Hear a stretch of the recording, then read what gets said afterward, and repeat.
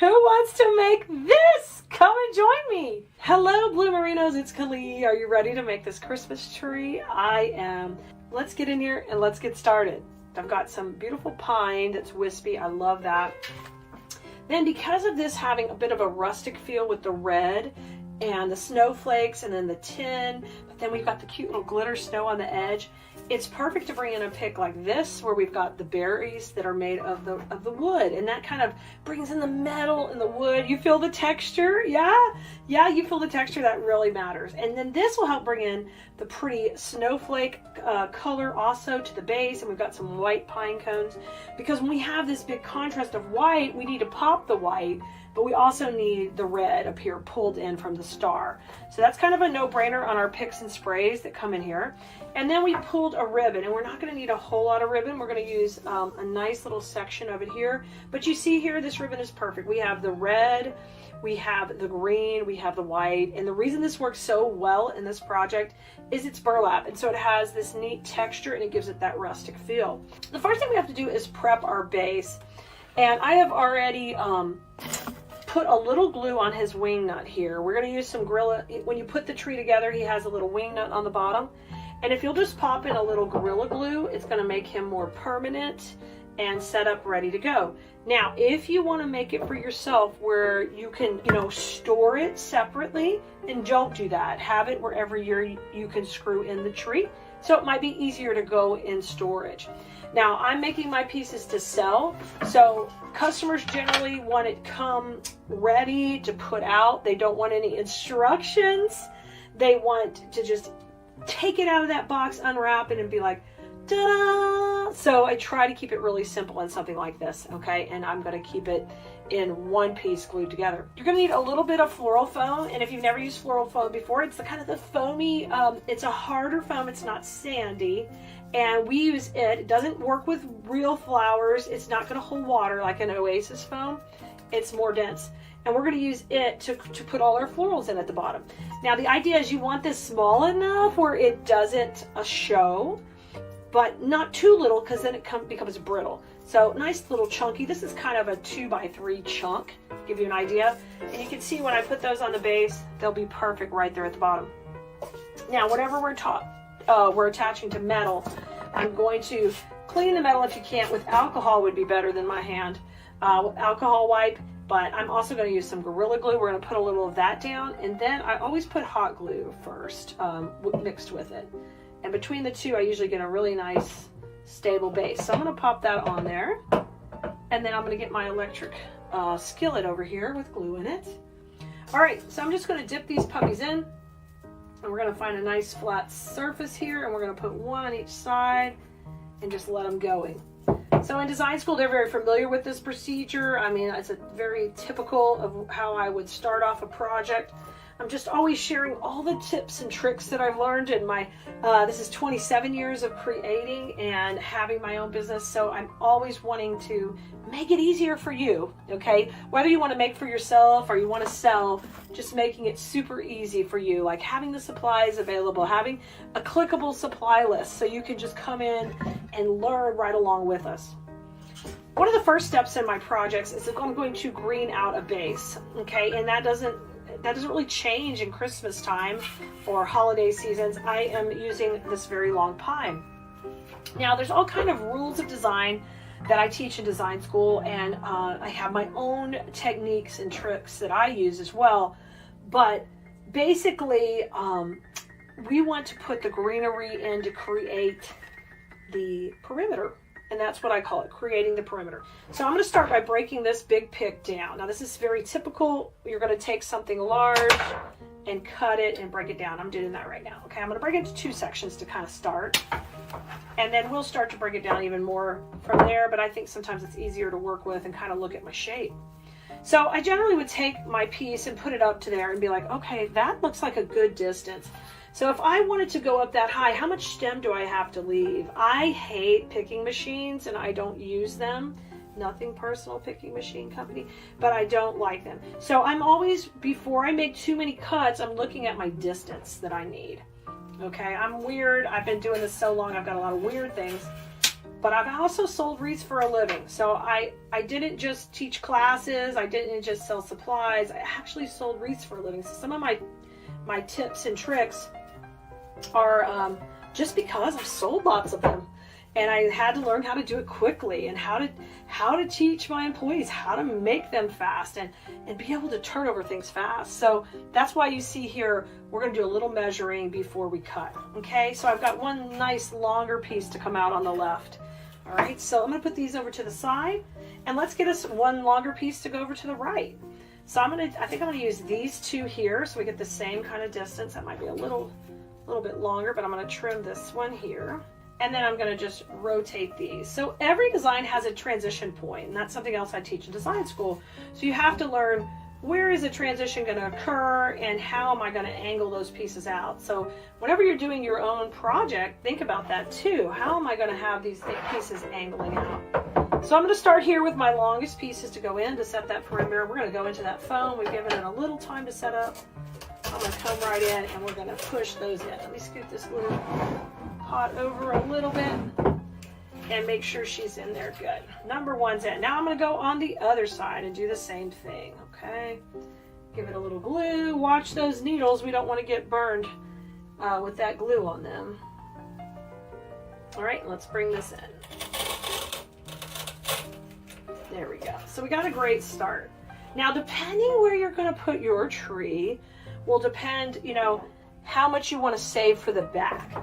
I'm going to use mine just flat against a wall and make it for a flat type of design where I don't have to have a lot going in the back. So we're going to work all towards the front. So the next thing we want to do is kind of pop in these pine. We're going to take this pine and kind of cut it down a little. I'm going to cut this into two pieces here. So I get two nice picks from one. You can even do three if you want. It's amazing what you can cut them down. A lot of people don't realize you can come in the middle, you can cut down some long needle pine and make it into a couple of sections, and it still looks super cute. So we're going to do that with all of these real quick. Cut them into 2 or 3 sections because we want to fill this in really nicely. All right, let's do 3 out of this one. Okay, and then we're going to start to kind of fill in a little bit around the edges here. All right, let's bring it in. Push it in right there. There's one kind of coming low. And when you cut them, you might lose a couple needles, and no big deal. Just kind of pull them off to the side. All right, let's bring this one in here. Pretty. Let's go over here on the left. So we're getting some nice coverage. Bring this in. And let's go over on the other side over here with this one. So we get this nice wispy pine. And I love long needle pine. That's really nice quality, like this one, because then you get this pretty wispy look. And even, I feel like we could probably, this comes out pretty far.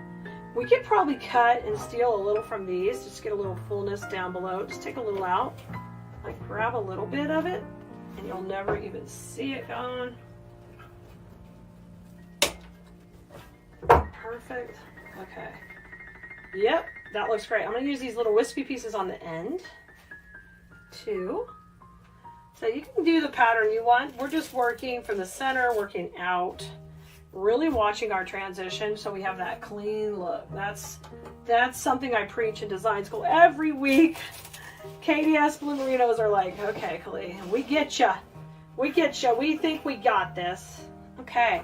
Now I'm going to put these to the side. We're going to use these to fill in as we keep going in this process. And we're ready to move on to the next step. Before we put any of this in, I want to go ahead and get my bow front and center so that I use my space really wisely in the design. So we're going to make that next. Now this bow is just going to be a freehand bow where we're going to take our ribbon and work with it really simply. I need probably about a 14-inch tail would work fine because I don't need it coming off the base too much. So I'm just going to take that and twist, and I'm going to build my bow up from the back.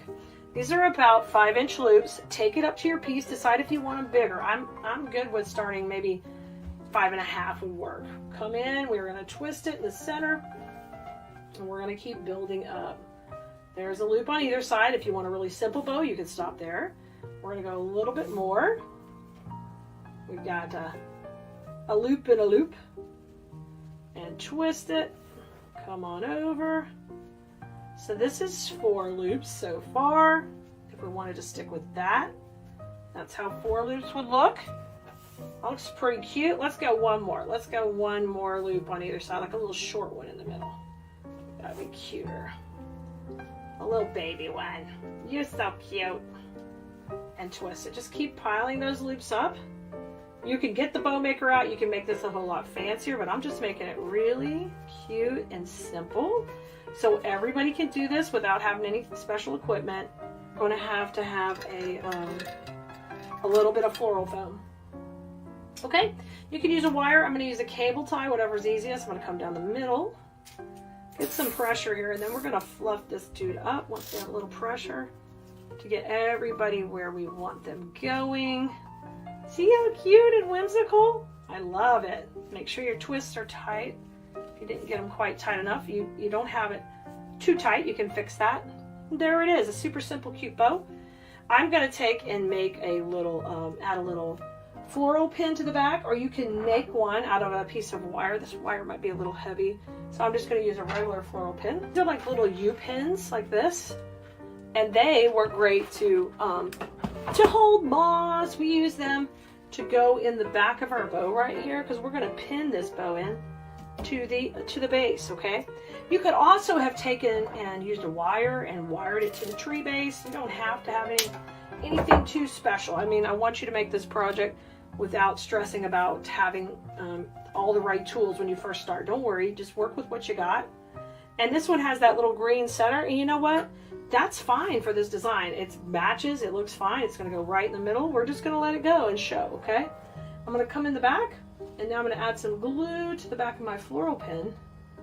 And one of the reasons we're putting this in first is so we can get into that foam and mount in right here. And I'm going to kind of touch that around the side. Now you see how cute it is? Isn't that adorable? Now let's take these tails and do something fun with them. I'm just going to dovetail them pretty cute. Kind of let them poke out here. Just make that little V cut. Just fold it in half and just cut up towards the end of the ribbon. And you cut on the fold. So that way you always get that little V, all right? Let those fly out. You can curl them up too and just have so much fun with the curls. So once that bow is in, we can kind of know where it's going to go. And the whole point of putting that first was so we can put our florals around the edges. So we're going to use this fun piece. And this one we're going to do a little bit differently than normal. Instead of cutting it out in sections, I'm literally going to pull this one down. Like every little wire is going to be separate. Because we want to kind of spread it around our design here. I love these snowflakes. And this is one reason I picked them out, because they're glittery, but they have a rustic look too, which goes so good with this tree here. All right, when we get down to this last pine cone, I will take and trim it off because it's a little thicker wire, and throw it down. Don't throw it down. So whenever you trim a bush like that, or you trim it down, you got to get the tips of the stems neat, because if you don't, you just have glue everywhere and a hot mess. It's a great way to get burned. Usually when you get burned, it's because you're being lazy. Ask me how I knew. Because sometimes you're tired and you're like, I don't want to cut that paper off. I don't want to cut that paper. But you do. You have to trim that off and get it neat and clean, okay? So I got my little trash pile sitting over here to the side. I've trimmed all that off, and now, you know, if you need to pull off some paper, pull off some paper. But we broke that down into little sections. And then we're going to divide that up into the pieces that we have. Let me move my berries to the side, but we've got some little branches. We've got some cute pine cones. We have 3 pine cones, and we have 2 little sections of the snowflakes. And the reason we want to break everything down is so that we can set it up equally on our design, and we can use the design principles that I teach in design school. You can use them when you're putting this together. So we're going to come out to the right over here, and we're going to put our first piece. It's a little of the pine cone. Oh, that looks great over here. Pulls in that creamy look. It's got a little glitter. I love it. Now I'm going to come over here on the left with the other side. Bring this in. I just hold my base as I'm putting everybody in. We're going to kind of, how about we have this one kind of come down? I'm big on not things being all matchy. It's okay if they're a little bit different. What's most important is that you get the shape right when you put them in. And that's something I teach in class to help you learn, you know, where every piece is going But they don't have to be identically matching just because we have it in the center. Now we've got our little white twigs. I'm going to hold on to these for a second with our other greenery. We're going to come back to that in a minute. But I do want to get my snowflakes in. And I'm just going to take my little snowflakes and we're going to kind of go between the bow here and let them kind of come out and break the plane of that bow. You know how much I love that. Let's have another one on this side. That's super cute. We could totally leave this like this, but I wanted to bring in that touch of the green and the red that's on that star. So we have that in the ribbon, not super cute, but we're going to bring in this country berry to do the same thing. So on this one, we're going to take it and we're going to cut it instead of just tear it down, at least to start. We're going to cut a couple of longer pieces. So I'm going to start by cutting it right here to kind of have a longer section going on. And then cut it right here. Okay, so I'm going to have two pieces that are a little bit longer. This one we probably will break into separate sections. I'm just going to put it aside for a second. And I want these berries to kind of branch out into the pie. I get really excited about things, we call it breaking the plane of other things. And I don't like things stuffed in. I want them to overlap. And there's a lot of consideration put in when we're like overlaying it. So I'm going to bring it in. We're going to go right here. So think about when you're building your own designs, like think about how am I layering things in rather than just shoving more in. Sometimes less is more with the proper placement. That's why I like to teach you that in design school. And we've been really focusing on that so that we could try to make pieces that are a little less expensive, but still look like our customers need to pay us a lot for them. We want to attract the right customer. I'm a big believer in that. And when you do that, it really helps make it easier to do this as a business. See, this looks so pretty, and they're not exactly identical. A little higher, a little lower. You want to close up? Look at that. Isn't that cute in there? I love that. So now we're going to come in, and we're going to take our last couple of berries, and I'm going to just tear these down so they're going to be a little bit shorter. This one could be a little bit longer if you wanted it longer. I'm going to use these kind of towards the base, so we're just going to tear them and then trim them. And this is what I'm talking about, trimming them, get that nasty part off. Yeah, and let's put these in at the base. If you've never done wreath making or crafting as a stress reliever, I would encourage you to give it a try. You know, buy a kit from a creator, and you don't have to go out and invest in a ton of supplies when you get a kit. You can just start with something and see if it's a hobby you like. And then if you start to like it, then you can branch out and do more and experiment with more things. But just try wreath making or floral arranging. It is a fantastic stress reliever, and it is a great hobby. You know, when you want to pick up something new and try something new and something fun that you've never done before. And we're here to support you in your journey. I'm a big believer in crafting for relaxation as well. Okay, we've got our pine that's left. Now, I talked about breaking the plane earlier, and that's what we're going to come in and do now. We're going to bring that greenery from the background to the foreground, and we're going to let that really shine here. We're going to let it shine. Okay, so I cut these out into some more baby pieces. And we're going to tuck these in, but this is looking super. I love it. And I hope you feel like this is something you could try without a whole lot of special anything. You can use a glue gun, guys. You can even just push this all in and not glue it. It would stay, it would be fine. It just wouldn't be permanent. It would wiggle loose, you know, the next year. But if you want to just try it out, you don't need anything except for that foam is the only thing you're going to have to go buy. And you are going to kind of have to glue the foam down, because otherwise it wouldn't stay. But you can use your glue gun. All right, I'm going to keep popping this in. I like to add stuff in that bow, because that bow needs to be popping. When I start singing, that means I'm excited. Don't knock it till you try it, people. Don't knock it till you try it. And if you're here to troll me, go ahead. Coming on the other side. This is so cute. See, breaking the plane of that bow a little, coming in there, letting it overlap a bit. I love that. Let's go in this way. Oh, popping it in, yes. That one all of a sudden just popped in. Talk about popping and lock it. Let me go one more here to the right. And then the only thing left are little white twigs. So let's get those out next. I'm gonna pop this one in. Just wanna hear it crunch into that foam. I'm just gonna hold on to it. There it goes, perfect. So cute, I love these snowflakes just coming out of the bow. They're so adorable. All right, and the last piece we've got is the twigs. We filled in with the greenery. Now we got our little white twigs left. And let's put these in here. I love twigs. You can do a number of things. You can take and curl them, and I use my finger or a glue stick. You can kind of let them kind of curl out, and that's super cute. Let's put a couple of those in. I'm gonna just come down here with the greenery, kind of work wherever there's no white already. And you might just curl the tip, you know, just let it kind of be like, hey, I'm out here at the party. Come on in here. Yeah, let's top, oh, that looks good. Let's bring some more to the bottom. You got to find the right end. Here it is. Like, what they look, we cleaned them up so good. I couldn't tell which the top or the bottom. I'm going to come down here where this pine is, pop this one in. And hear it crunch or redo it. If you crunch it into that foam with the glue, it'll stay, okay? That's why I'm a big deal about hear the crunch. Hear the crunch. Okay, cute. I'm going to come over here. All right, and then our last one, I'm gonna have this one kind of curve out and curl just a little bit, like boop, like it's just starting to curl. See how cute that is with those pops of white?